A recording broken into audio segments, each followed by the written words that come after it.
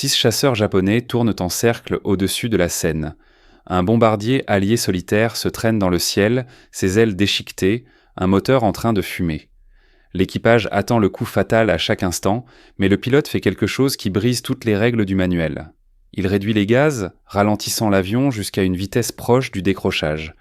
Les chasseurs ennemis passent au-dessus de lui, désorientés, leur formation se disloquant en plein vol. Ce qui se passe ensuite serait étudié dans les écoles de pilotage pendant des décennies. La Nouvelle-Guinée, 1943. Le ciel au-dessus de la mer de Corail n'a rien de romantique. Il sent l'essence d'aviation et le caoutchouc brûlé. La chaleur dans le cockpit d'un bombardier B-25 Mitchell à 12 000 pieds transforme l'espace en une boîte de sueur. Les radios crachent des statiques et des messages de panique. En dessous, la jungle s'étend à perte de vue, engloutissant les épaves sans cérémonie. C'est la 5e force aérienne, opérant sous le commandement du général George Kenney. Ils effectuent de longues missions au-dessus de l'eau, sans la moindre marge d'erreur. Si vos moteurs tombent en panne, vous devez larguer. Si vous larguez, vous disparaissez. Les Japonais contrôlent le ciel en poche. Et leurs chasseurs zéro sont plus rapides, plus agiles, pilotés par des hommes formés dès leur enfance.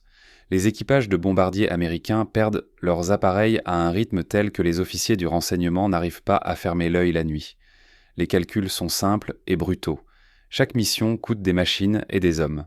De nouveaux pilotes arrivent chaque semaine, jeunes et sous-entraînés.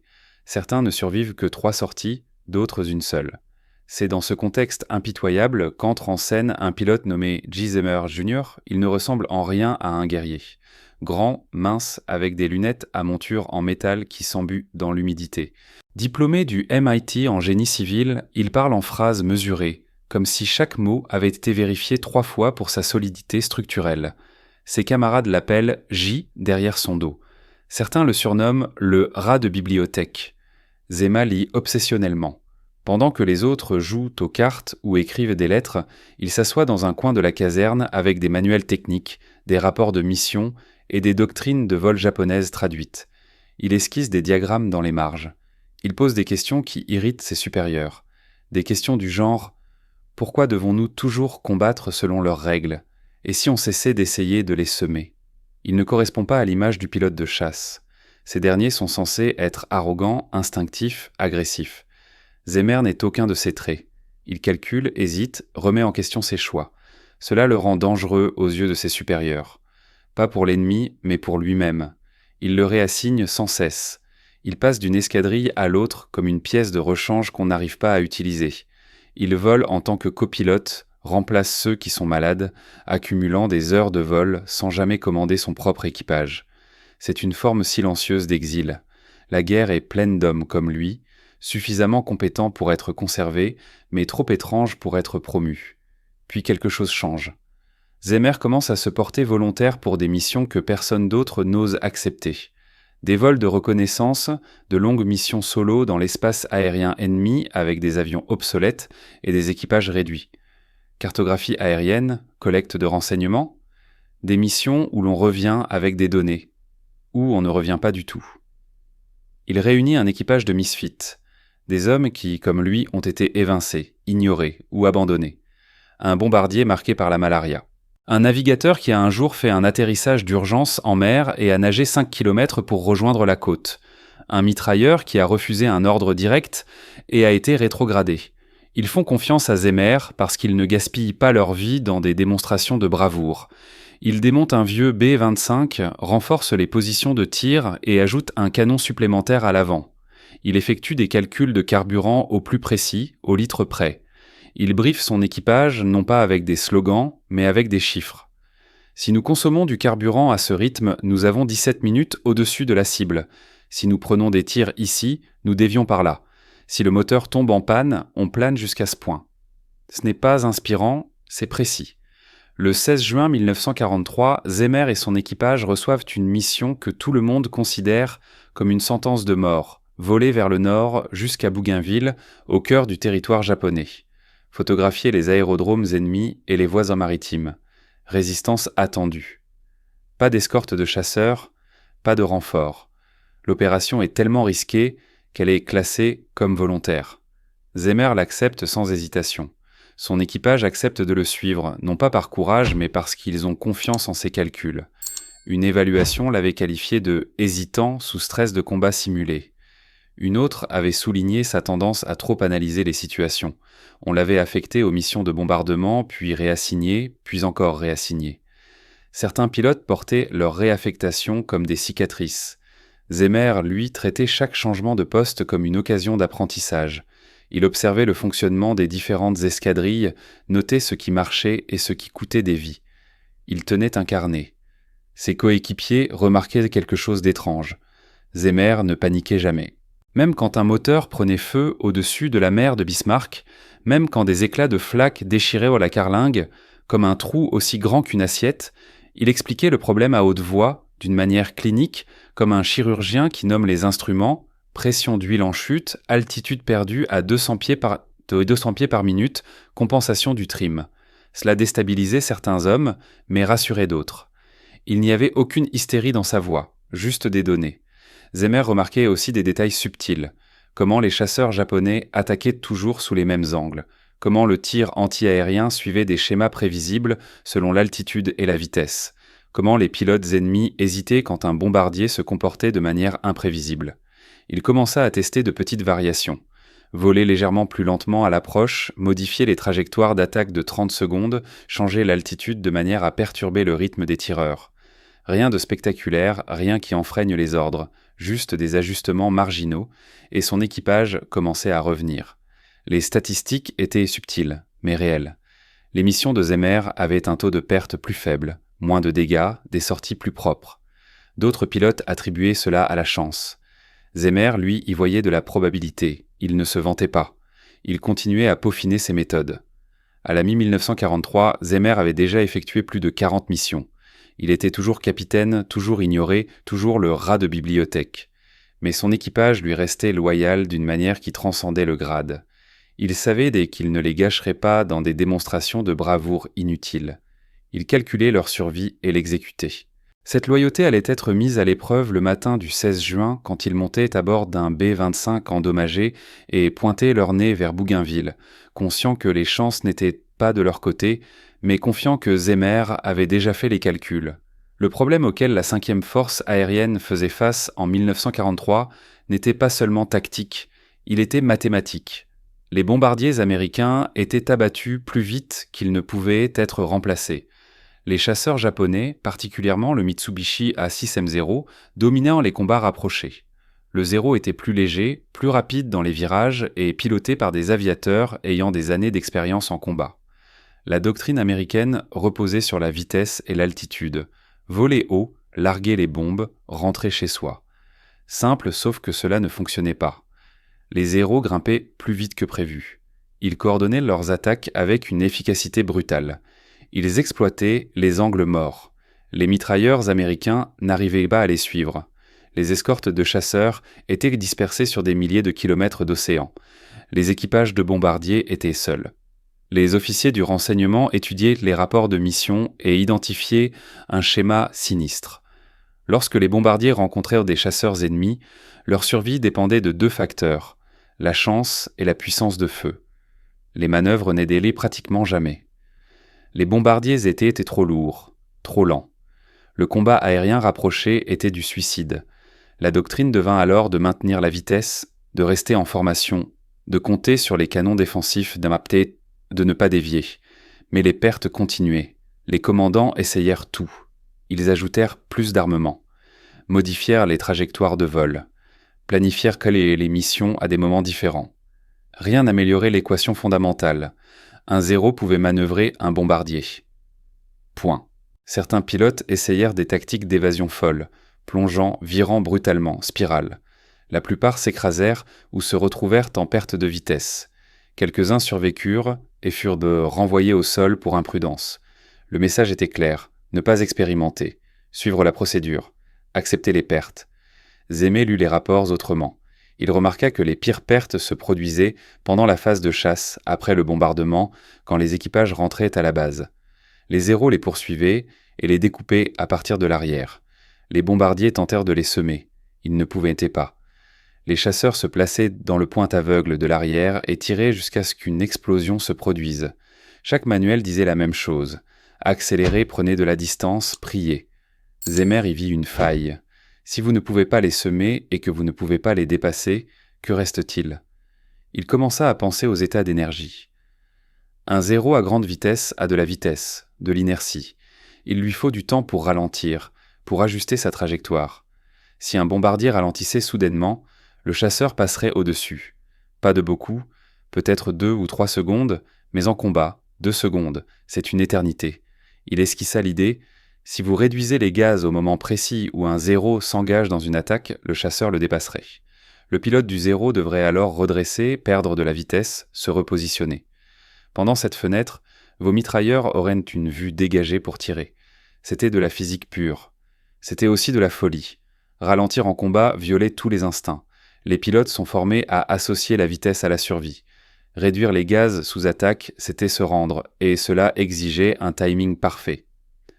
Trop tôt et le zéro s'ajuste. Trop tard et vous prenez le feu. La marge d'erreur était inexistante. Zémer présenta l'idée à son commandant d'escadrille. La réponse fut brève et rejetée. Ralentir ferait d'eux une cible plus facile. Cela déstabiliserait l'avion. Cela entraînerait un décrochage.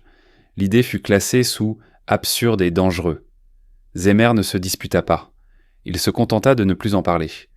Mais il n'arrêta pas de réfléchir. 16 juin 1943. L'aube arrive lentement sur le terrain d'aviation de Doodora. La jungle vibre sous les bourdonnements des insectes. Les équipes au sol se déplacent en silence, vérifiant les tuyaux de carburant et réparant les trous d'obus avec du ruban aluminium. Le B-25 de Zémer est stationné au bout de la piste, plus vieux et plus lourd que les autres.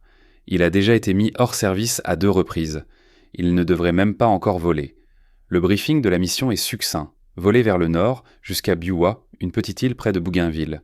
Photographier les pistes japonaises et les installations portuaires. Revenir. Le contact ennemi est jugé très probable, le taux de survie n'est pas discuté. Zémer fait le tour de l'avion. Il vérifie lui-même les supports de mitrailleuses.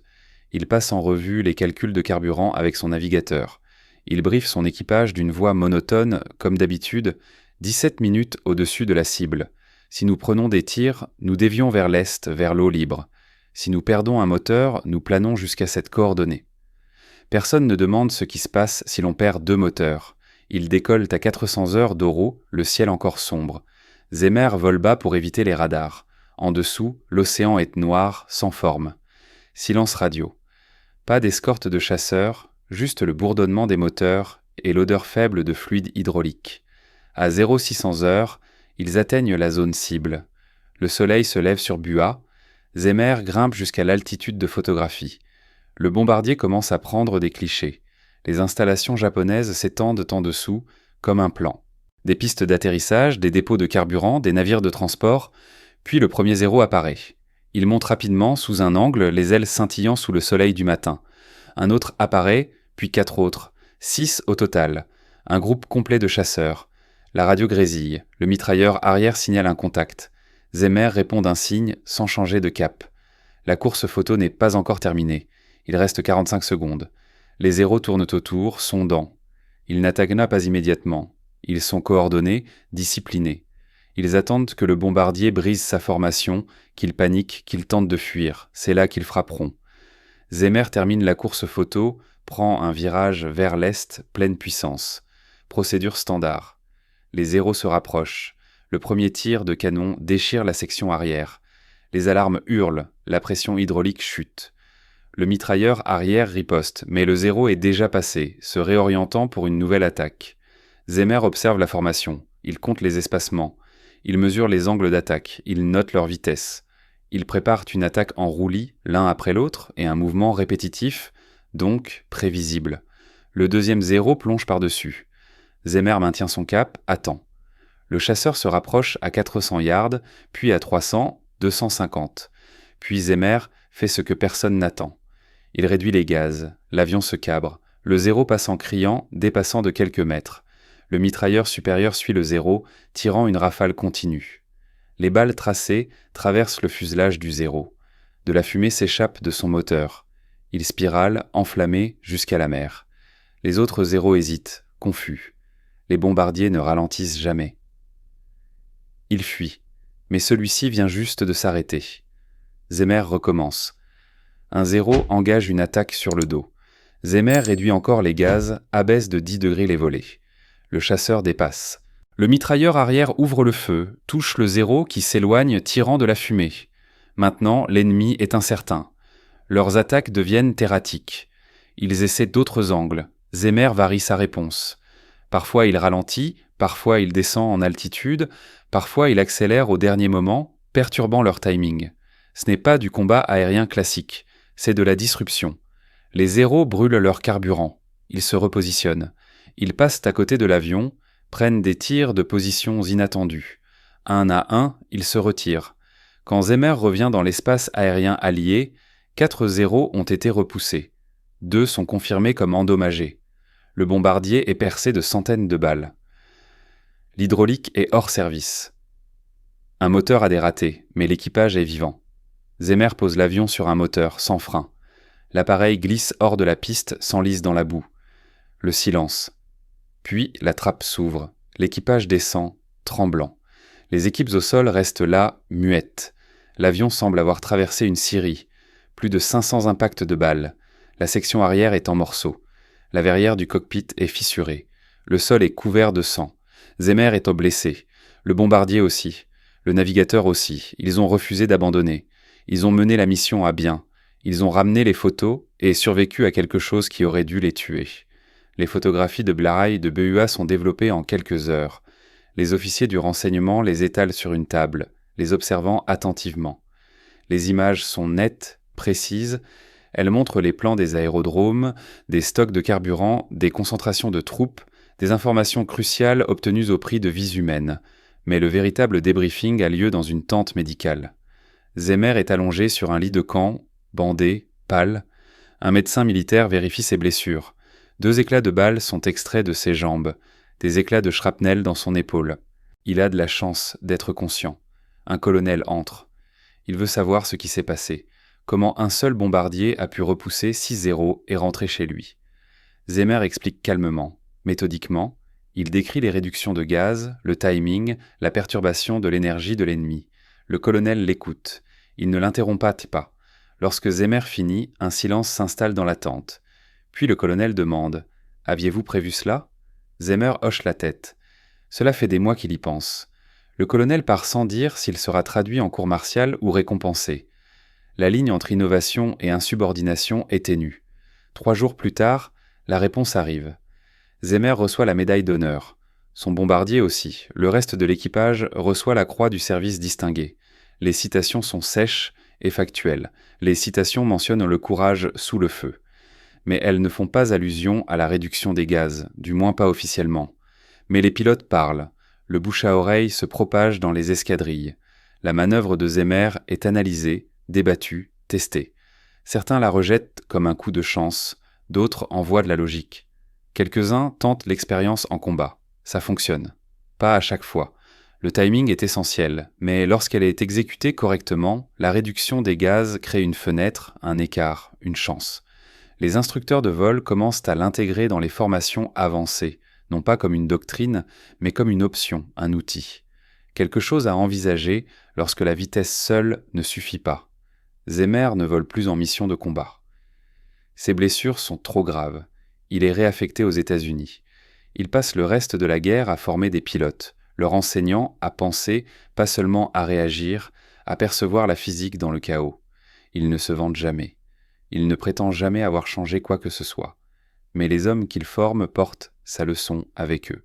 Ils survivent à des situations qui auraient dû les tuer. Ils rentrent chez eux. Ils enseignent à leur tour. La réduction des gaz devient une partie du programme invisible, non écrite dans les manuels, mais transmise lors des débriefings et des discussions dans les bars.